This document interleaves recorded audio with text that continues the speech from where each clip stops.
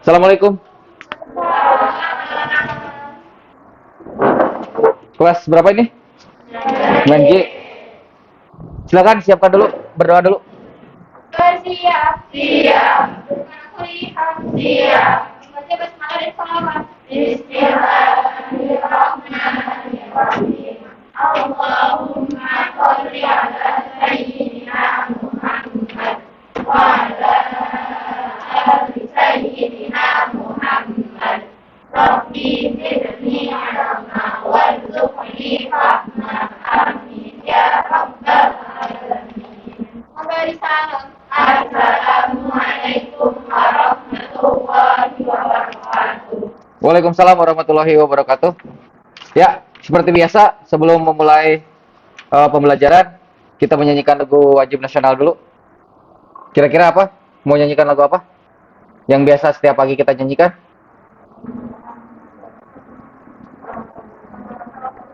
Halo Bandung. Oke, silakan bangun semuanya. Berdiri.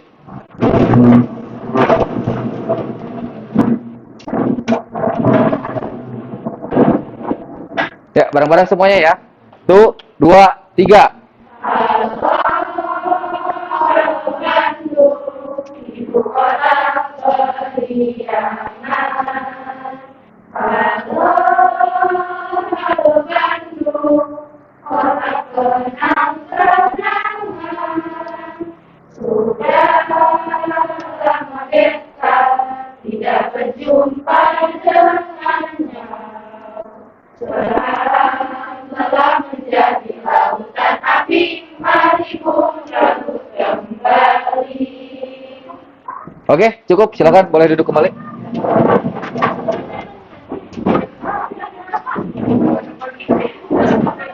Ada yang sakit nggak hari ini? Yang di kelas sehat semua? Yang di sini maksudnya ada yang sakit nggak? Oke, Bapak absen dulu. Kelas 9C.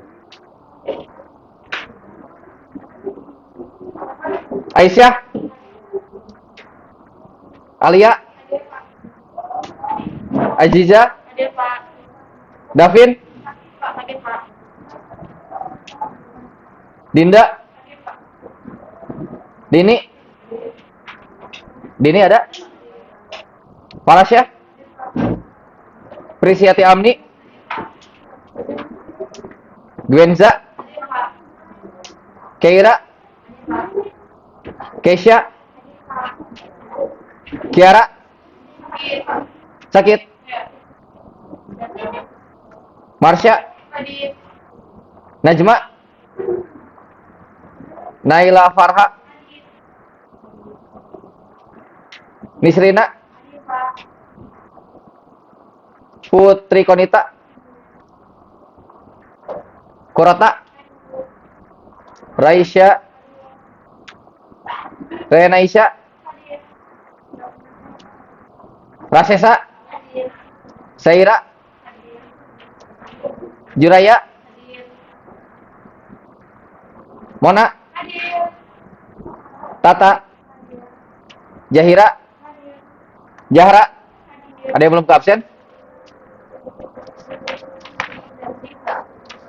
Oh, di absen yang satu lagi ya?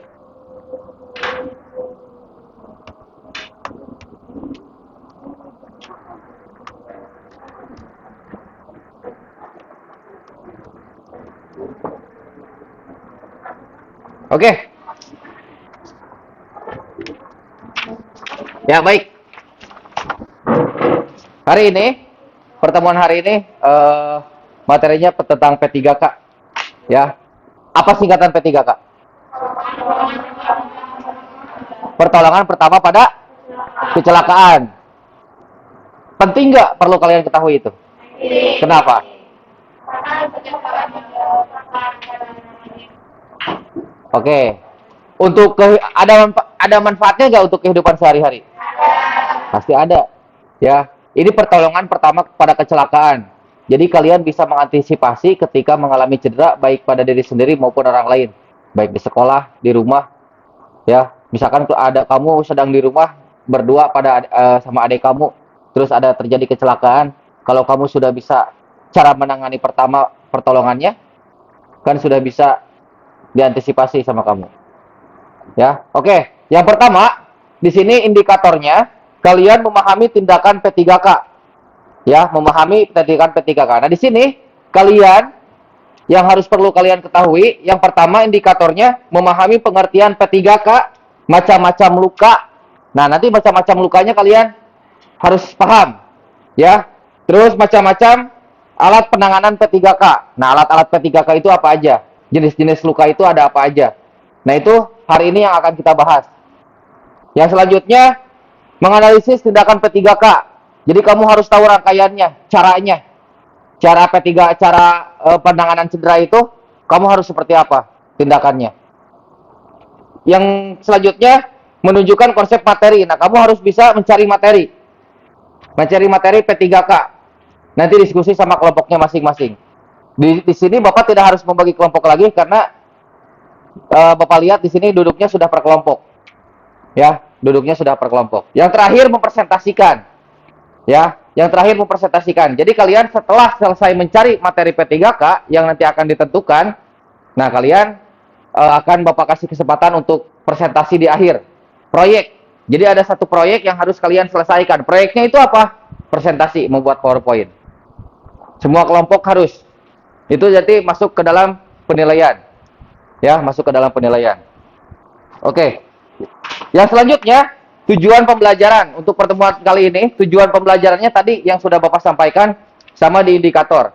Memahami, menganalisis, menunjukkan, sama terakhir mempresentasikan. Ya, memaparkan, mempresentasikan. Nah, itu. Yang pertama memahami tindakan P3K, alat-alatnya, jenis-jenis lukanya. Kalian harus paham sampai sejauh situ. Terus cara penanganannya. Ya. Penerapannya seperti apa? Itu tujuan pembelajaran hari ini. Khususnya, kenapa kamu harus bisa menunjukkan P3K? Karena ini akan sering terjadi, tapi mudah-mudahan tidak terjadi pada diri kita dalam kehidupan sehari-hari. Ada yang pernah mengalami luka, cedera yang ditangani sendiri? Siapa?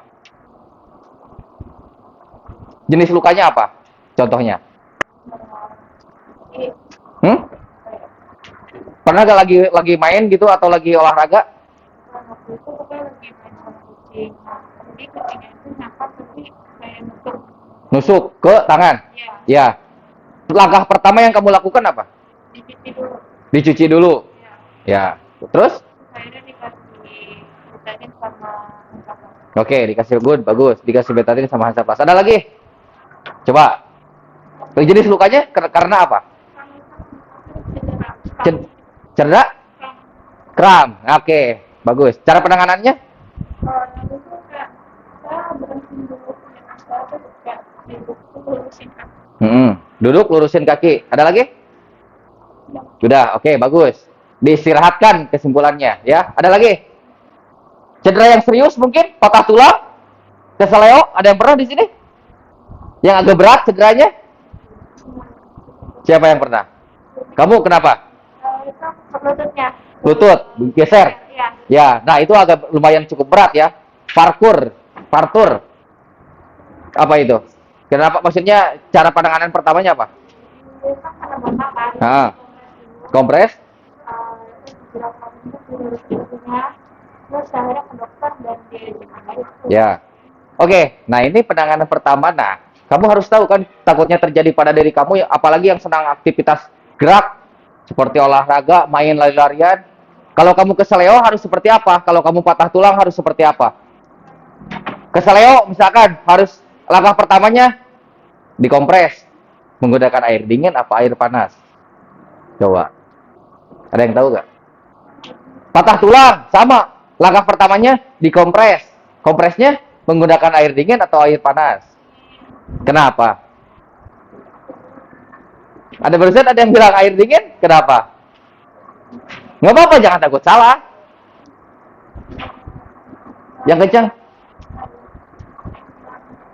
Menghilangkan? Apa? Menghilangkan rasa sakit. Oke, bagus, benar jawabannya. Ada lagi? Ya, oke. Awas, kompres itu ada dua ya. Cara kompres itu ada dua nih. Ada yang menggunakan air panas, ada yang menggunakan air dingin. Ada fungsinya berbeda dua-duanya. Misalkan kamu keseleo nih di sekolah, tiba-tiba dikompres pakai air hangat. Awas, hati-hati, harus tahu nih. Harusnya pakai air dingin malah pakai air hangat. Harusnya pakai air hangat malah pakai air dingin. Awas, ini harus tahu nih. Kalian ya setidaknya ketika terjadi pada diri kalian, kalian bisa mengantisipasi itu. Benar tadi, untuk mengkompres air dingin fungsinya untuk menghilangkan rasa nyeri. Itu fungsi pertama. Kalau kamu misalkan kompres pakai air dingin itu untuk menghilangkan rasa nyeri. Untuk kompres menggunakan air hangat, fungsinya untuk apa? Melancarkan peredaran darah. Ya, melancarkan agar gak bengkak. Kalau pernah nggak sih kamu ngerasain bengkak? Bengkak, pernah kan? Kompres pakai air hangat. Itu fungsinya untuk menghilangkan bengkak atau melancarkan peredaran darah. Paham ya? Itu fungsinya. Awas jangan kebalik nanti ketika kamu mengkompres, jangan kebalik. Biasanya cewek suka kram perut. Bener gak sih? Bapak sering dengar cewek kram. Kenapa kamu kram? Kenapa kram? Mau haid. Bener gak? Diantisipasinya seperti apa? Kompres pakai air hangat. Ya, untuk melancarkan lagi peredaran darahnya. Kenapa gak dikompres pakai air dingin? Kenapa gak dikompres pakai air dingin? Oke, itu ya. Jadi intinya setidaknya kamu bisa mengantisipasi pada saat kejadian ke dalam kehidupan sehari-hari. Khususnya terjadi pada kecelakaan ringan. Kalau kecelakaan berat, ya tindakan lebih lanjutnya harus dibawa ke dokter atau rumah sakit. Wah, saya patah tulang nih, benerin aja sendiri. Nggak bisa. Ya, harus ada tindak lanjutnya. Ya, harus ada tindak lanjutnya. Oke, sekarang proyek yang harus kalian kerjakan itu PowerPoint. Nah, kita menentukan dulu proyeknya nih. Penentuan proyek. Proyek yang harus kalian kerjakan hari ini adalah membuat PowerPoint. PowerPoint-nya tentang P3K. Nanti Bapak akan bagi-bagi nih. Kelompok 1 materinya P3K-nya tentang apa, kelompok 2 tentang apa, kelompok 3 tentang apa, kelompok 4 tentang apa. Paham ya? Oke, itu. Nah, karena di sini duduknya sudah berkelompok, jadi Bapak tidak usah akan membagi kelompok lagi. Bapak akan menayangkan video tentang P3K. Ya. Jadi nanti sumbernya Bapak akan menayangkan di sini dan kalian cari lagi sumbernya di buku paket maupun di internet di mana saja, bebas terserah kalian. Ya. Ini sudah bisa connect langsung?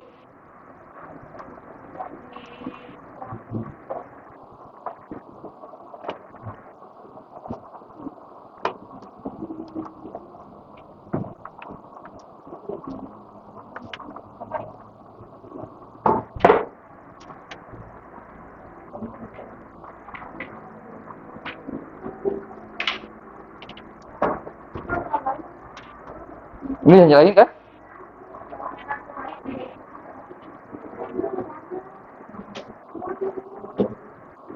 Ini pendek banget.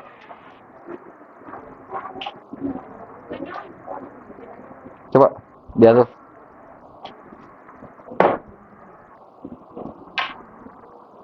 Ini ada speakernya juga, keserang nggak? Buset. Ya. Tinggal nyala, udah nyala.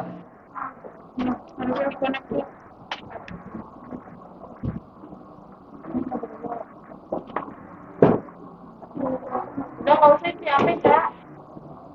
Kalau kanan kiri apa?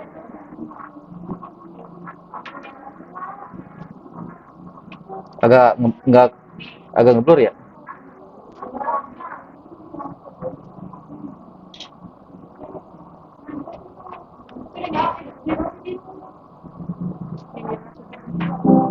Oke, ada. Sip.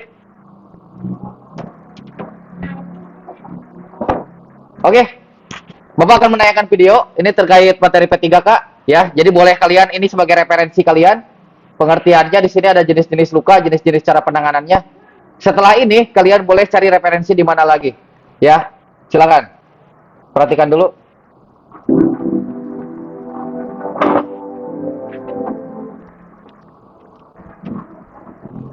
Assalamualaikum warahmatullahi wabarakatuh. Salam olahraga, salam sehat. Tidak akan lupa untuk selalu mengingatkan protokol kesehatan, yaitu 3M, memakai masker, mencuci tangan, dan menjaga jarak. Ketemu lagi di materi pendidikan kita semuanya pengalaman kesehatan, di mana pada materi hari ini saya akan membahas tentang kegiatan pertolongan pertama pada kecelakaan, di mana materi ini masuk untuk semua kelas, kelas 7, kelas 8, dan kelas 9. Di video nanti akan disebutkan apa saja sih jenis kita, jenis bagian luar, juga bagian dalam, dan sekaligus cara penanganannya. Untuk penanganan apabila terjadi pada bagian luar ataupun pada bagian dalam. Karena pada kecelakaan ini, terutama di dalam kecelakaannya ini, banyak sekali cedera ataupun luka. Jadi kita bisa mengatasi baik diri sendiri ataupun orang lain teman kita yang ada di sekitar kita apabila terjadi cederanya. Nah, mari kita simak video berikut.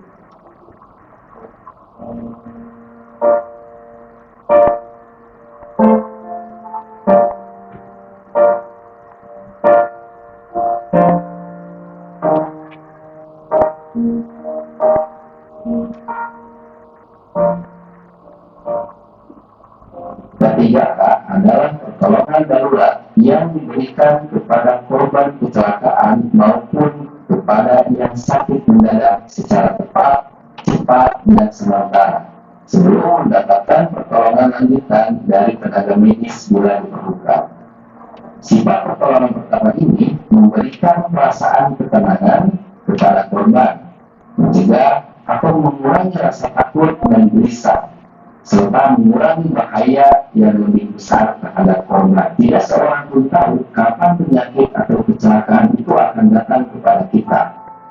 Kecelakaan itu bermacam-macam, datangnya dari mana saja.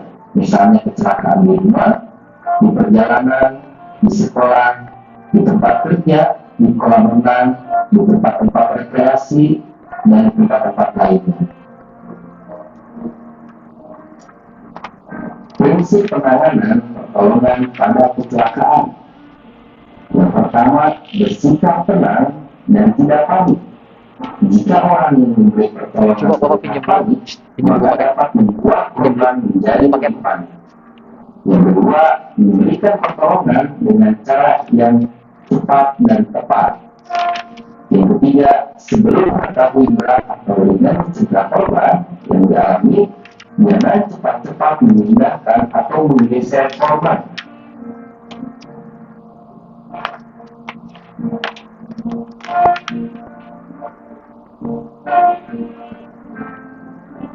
Berikut ini peralatan atau perlengkapan K3K yang sering kita temui di kotak-kotak K3K. Yang pertama, kaset pembalut terbuat dari kain yang jarang dan tipis. Perban ini digunakan untuk membalut luka yang sudah ditutupi kasa steril. Yang kedua, yaitu kasa steril. Kasa yang sudah disterilkan digunakan untuk menutup luka korban. Kasa steril adalah kasa kain yang bebas dari kuman-kuman penyakit. Plester tentunya tidak asing lagi, digunakan untuk meletakkan kasa penutup agar tidak terlepas. Plester obat biasanya digunakan untuk menutup luka kecil yang telah dibersihkan. Pembalut segitiga. Pembalut segitiga ini biasanya digunakan untuk korban yang mengalami kecelakaan seperti patah tulang lengan atau kepala atau cedera pada bagian lutut. Ada kapas digunakan untuk membersihkan luka atau mengoleskan obat. Selanjutnya gunting yang biasa digunakan untuk memotong, memotong kasak atau kapas dan lainnya. Selanjutnya ada pinset. Pinset ini digunakan untuk mengambil sesuatu benda apabila ada minyak kecil yang masuk pada luka kita atau pada tubuh kita.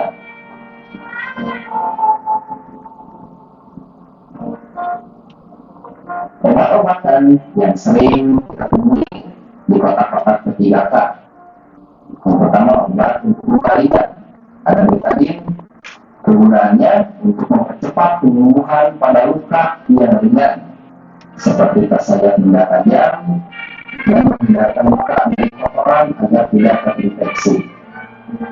Selanjutnya ada obat pencuci luka, alkohol 70%, Vulcano atau Blue Water. Ini fungsinya untuk mempercepat penyembuhan pada luka yang ringan, seperti tersadar benda tajam dan menghindarkan luka dari kotoran agar tidak terinfeksi. Yang terakhir ada obat luka bakar.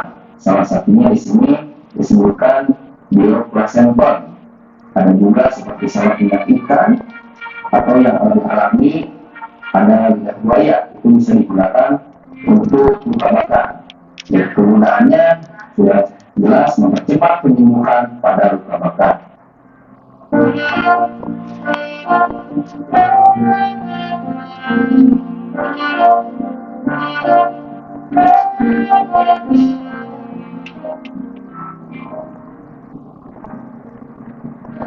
Berikut ini adalah jenis-jenis luka. Jenis-jenis luka yang luar dan jenis-jenis luka yang dalam. Yang pertama untuk bagian luar, luka gores, luka tusuk, luka potong, luka bacok, luka robek, luka tembak, dan luka bakar. Dan untuk jenis-jenis luka dalam sendiri yang sering kita temui dalam kehidupan sehari-hari, yaitu memar, keseleo, dan patah tulang.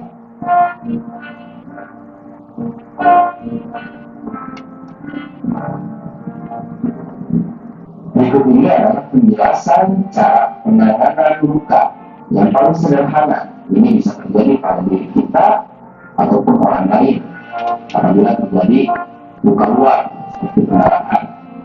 Yang pertama, penanganan korban, memberikan pendarahan korban atau pendarahan yang terjadi pada diri kita. Selanjutnya, cuci dengan obat pencuci luka yang tadi sebelumnya sudah dijelaskan jenis-jenis obat pencuci lukanya. Alternatif terakhirnya, boleh menggunakan air yang bersih yang mengalir untuk mencuci luka tersebut. Setelah dicuci, kemudian berikan obat luka agar tidak terjadi infeksi. Dan ketiga, terakhir, tutup dengan kasak atau plester.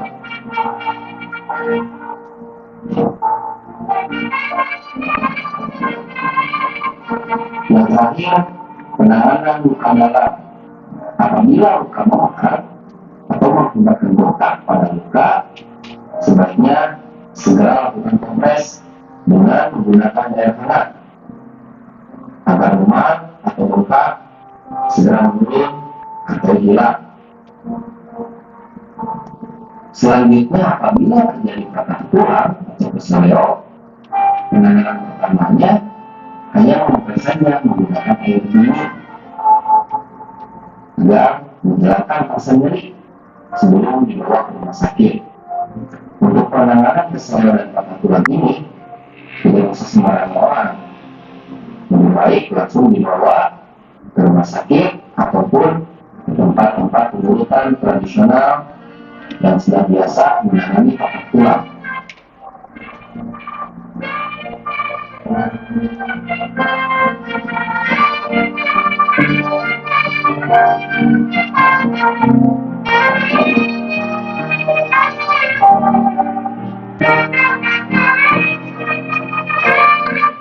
Oke, cukup ya? Oke, cukup. Ada yang mau ditanyakan dulu? Paham? Paham? Oke. Sekarang kalian nanti untuk tugas individunya nanti membuat tabel mengenai nama-nama luka, faktor penyebabnya apa, misalkan nama luka, faktor penyebab, sama cara penanganannya, jenisnya luka luar, luka dalam. Ya, itu individu. Ya. Nah, ini tapi untuk yang sekarang itu nanti di akhir. Untuk yang sekarang kelompok membuat PowerPoint. Ya, setiap kelompok membuat PowerPoint dengan waktu yang kita tentukan. Nah, dengan waktu yang kita tentukan. Kita tentukan saja waktunya 15 menit cukup untuk membuat PowerPoint-nya. 20 menit. 20 lah, cukup. Kalau 30 menit nanti presentasinya nggak kebagian. Ya, 20 menit ya. Deal? Deal. Oke, silakan. Boleh dikerjakan dulu. Buat PowerPoint 20 menit. Oke, dengarkan materinya. Lupa Bapak menyampaikan. Kelompok 1, hakikat dan prinsip P3K. Oke? Kelompok 2, peralatan dan cara penanganan. Peralatan dan cara penanganan. Peralatan P3K dan cara penanganan. Ini kelompok berapa? Kelompok 3.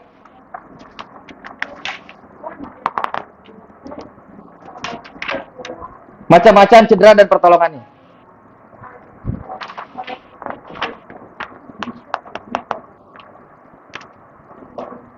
Yang shock aja ya. Yang shock sama pendarahan. Oke?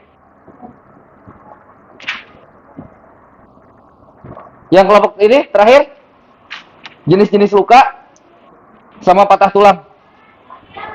Jenis-jenis luka sama patah tulang. Oke, 20 menit dari sekarang, silakan.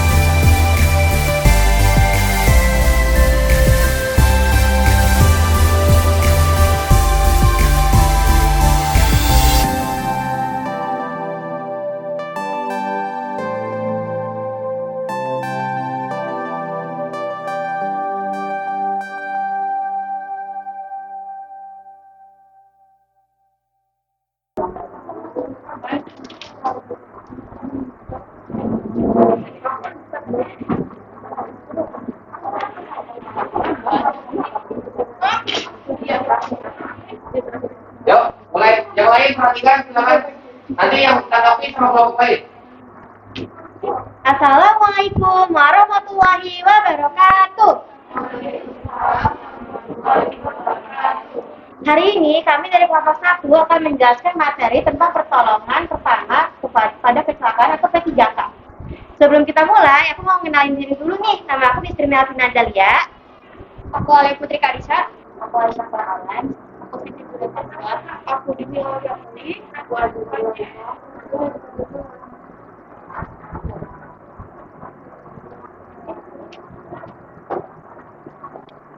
Nah, yang pertama ada pengertian dari pertolongan pertama pada kecelakaan atau juga disebut P3K adalah pertolongan darurat yang diberikan kepada korban kecelakaan ataupun sakit mendadak secara cepat, tepat, dan sementara sebelum mendapatkan pertolongan lanjutan dari tenaga medis.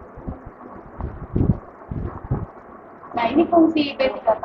P3K berfungsi untuk memperkecil akibat dari musibah atau kecelakaan yang mungkin suatu waktu akan menimpa diri atau salah korban. Sebagai akibat kecelakaan, biasanya korban itu mengalami meninggal seketika, pingsan, luka kecil, atau enggak luka besar.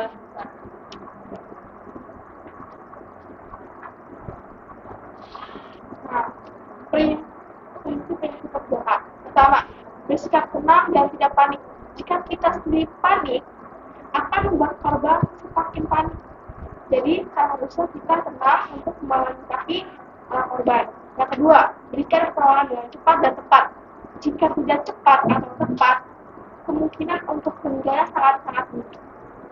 Lalu mengetahui berat ringannya cedera yang dan jika ada luka, upayakan korban tidak melihatnya, karena ada beberapa orang yang takut melihat darah atau fobia. Jadi kalau bisa korban jangan melihat luka yang ada di tubuhnya. Lalu ada korban segera dibawa ke rumah sakit terdekat atau puskesmas. Sebelum kita tutup, ada yang mau bertanya? Silakan. Ada yang menanggapi kelompok lain? Ada yang bertanya? Apa sudah cukup? Sudah jelas? Cukup? Oke, silakan. Kelompok 1, tutup. Sekian dan terima kasih semuanya udah mendengarkan kita semua. Mohon maaf jika ada kesalahan kata atau ada sesuatu yang menyinggung. Sekian terima kasih. Wassalamualaikum warahmatullahi wabarakatuh. Oke. Beritahu silakan. Kelompok 2, silakan. Ya.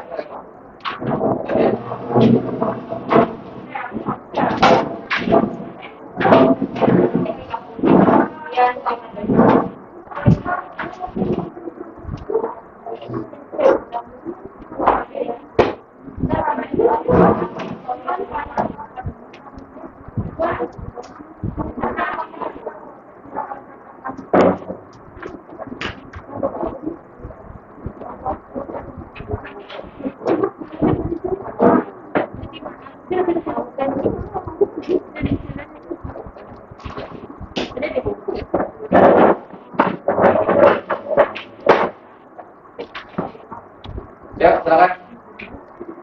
Assalamualaikum warahmatullahi wabarakatuh. Kami dari kelompok 2 akan presentasikan tentang P3K. Itu alat-alatnya. Ada apa saja? Sebelum kita mulai, perkenalkan nama saya Zahra Yusuf Mulyasari. Saya Protein Kerja. Saya Naila Fakanjanaki. Saya Gairah Media. Saya Hafizi juga. Saya Tanah Hirana. Langsung saya kita masuk ke dalam materinya. Karena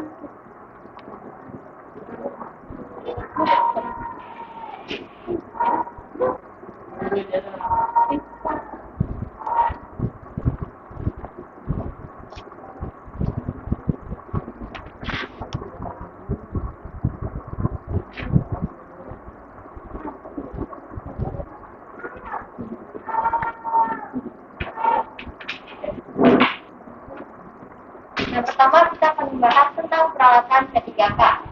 Yang pertama ada kasa pembalut atau perban. Perban terbuat dari dari kain yang jarang dan tipis. Perban ini dipergunakan untuk membalut luka yang sudah ditutup kasa steril.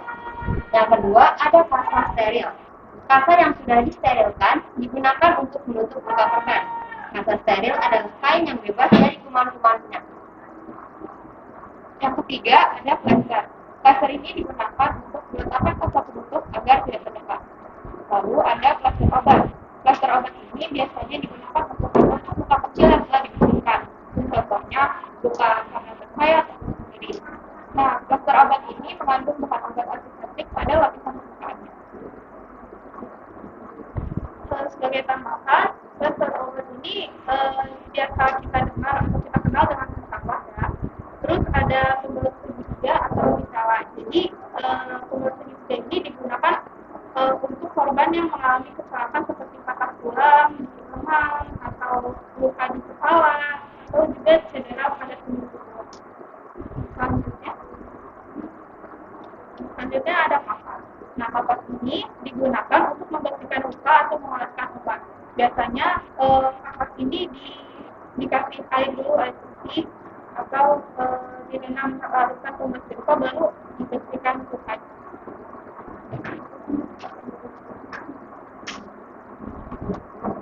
Selanjutnya ada gunting. Gunting yang digunakan sebagai gunting yang tambahan atau kain kecil agar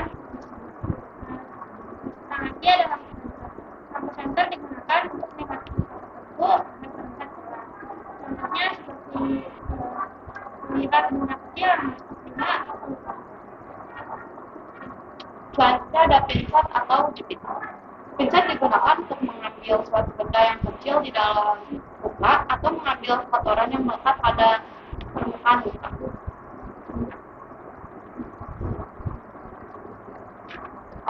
Selanjutnya ada obat-obatan P3K. Yang pertama ada obat luka ringan, contohnya ada obat merah dan betadine. Cara untuk memakai obatnya adalah cuci dahulu, terus dioleskan obatnya pada luka tersebut. Selain itu ada juga jenis obat luka bakar. Ada rifanol dan alkohol. Penggunaannya mempercepat penyembuhan pada luka yang ringan seperti kayak tersayat, benda tajam, dan menghindarkan luka dari kotoran agar tidak infeksi. Terus yang terakhir ada juga jenis obat luka bakar. Terus ada biofilm,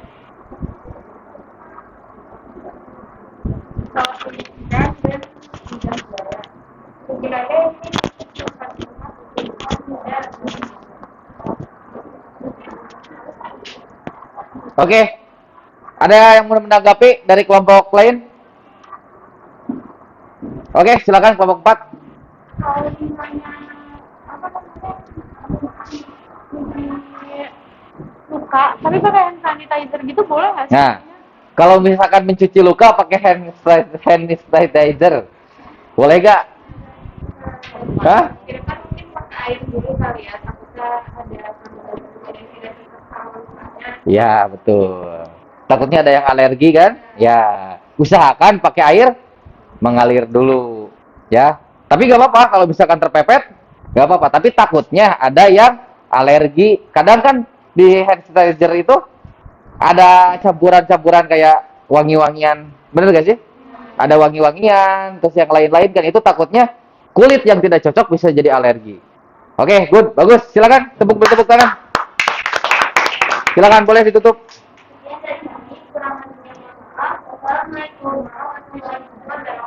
Waalaikumsalam warahmatullahi wabarakatuh. Silakan, boleh duduk kembali. Tadi, nah pertanyaan nyambung dari Mona ya. Tadi kan ada di sini menyebutkan temannya betadine ya. Tadi ada betadine ya. Boleh gak sih? Misalkan kalau ketika kamu luka langsung dikasih betadine, boleh gak? Hah? Harus dicuci dulu. Tetap harus dicuci dulu. Usahakan pakai air mengalir. Jangan misalkan ada air ember nih. Kamu lagi cari air, terus ada air ember. Mungkin itu tuh udah tergenang 2 atau 3 hari, boleh gak sih dicuci di situ? Bukannya malah sembuh, malah tambah parah nantinya. Oke, sip. Lanjut kelompok 3.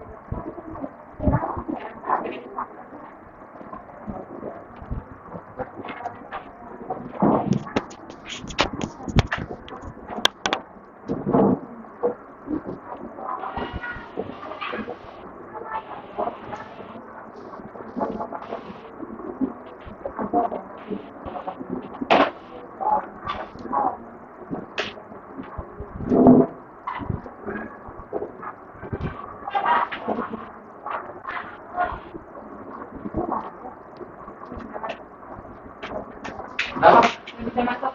Nggak bisa masuk. Ya. Kenapa? Beda? Apa gimana?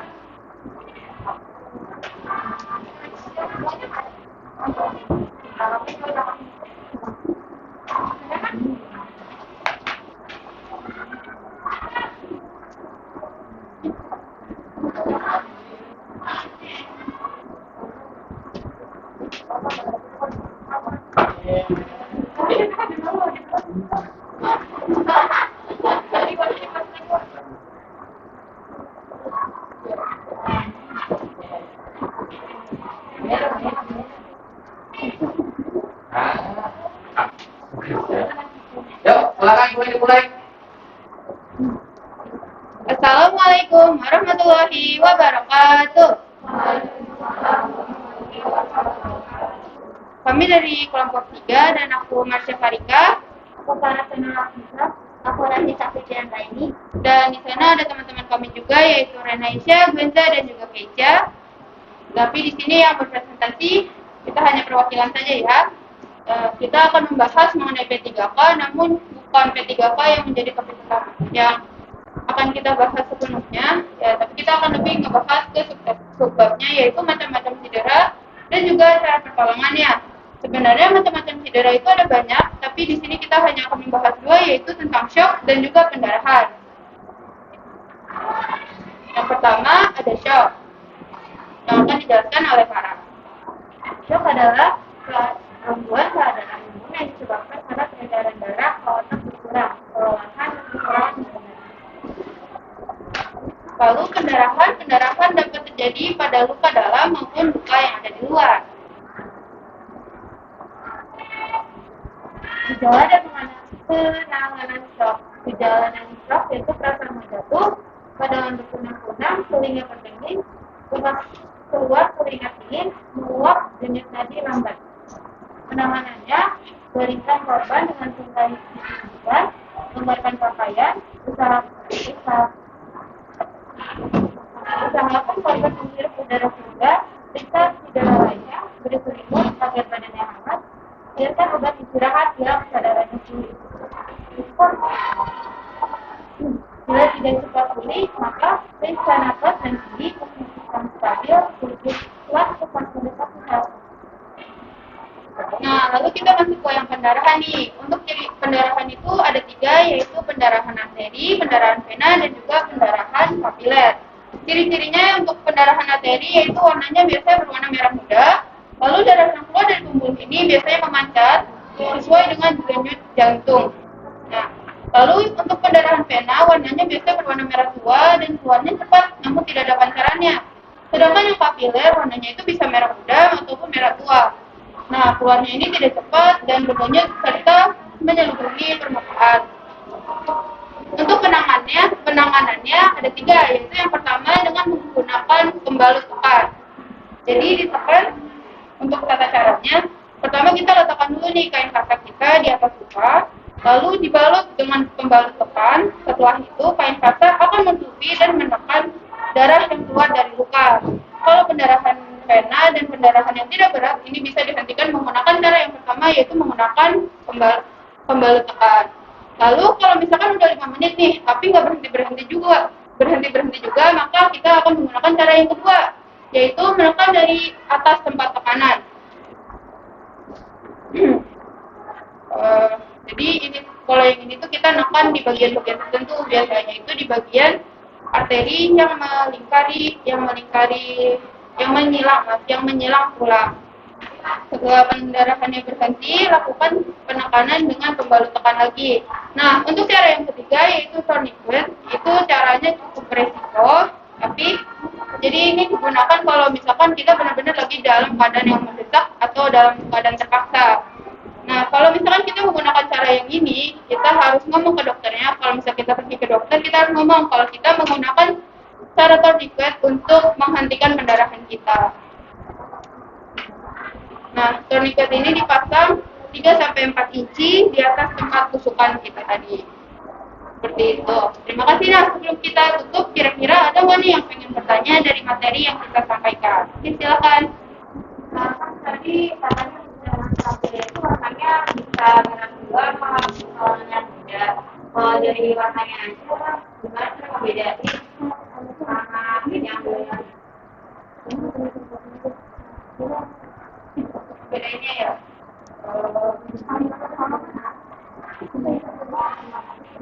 Kita dari cara darahnya keluar, soalnya kan masing-masing berbeda nih. Kalau misalkan contoh di arteri tadi, darahnya ini kan lancar, sesuai sama jenis jantung kan.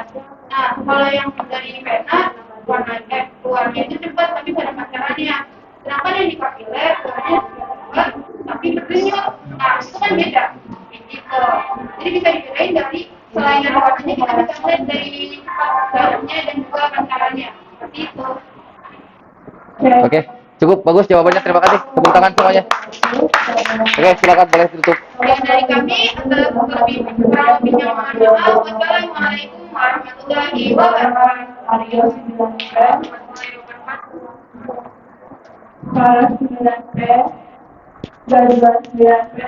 Oke. Untuk kesimpulan pertemuan hari ini, nanti tadi kelompok 1 apa? Kelompok 1 prinsip-prinsip. Jadi kesimpulannya, pengertiannya tadi apa? Kelompok 1 bacain aja. Untuk kesimpulan kelompok 1.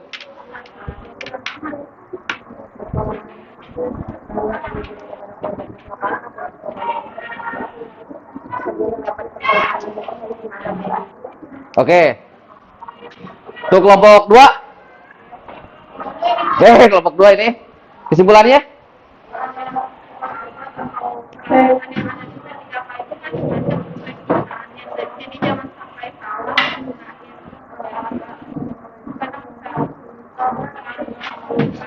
Oke, bagus.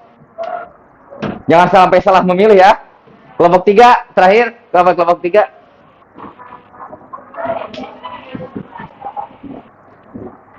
Jadi bisa terkait tadi yang disebutkan untuk membedakan pendarahan bisa. Selain kita melihat dari warna kulit, kita juga bisa melihat dari cepat keluarnya dan juga bagaimana si darah itu keluar. Gitu. Oke. Kelompok terakhir, kelompok 4. Agak kita harus mengetahui jenis-jenis luka agar kita dapat mengobatinya dengan tepat. Oke, mengetahui jenis luka benar.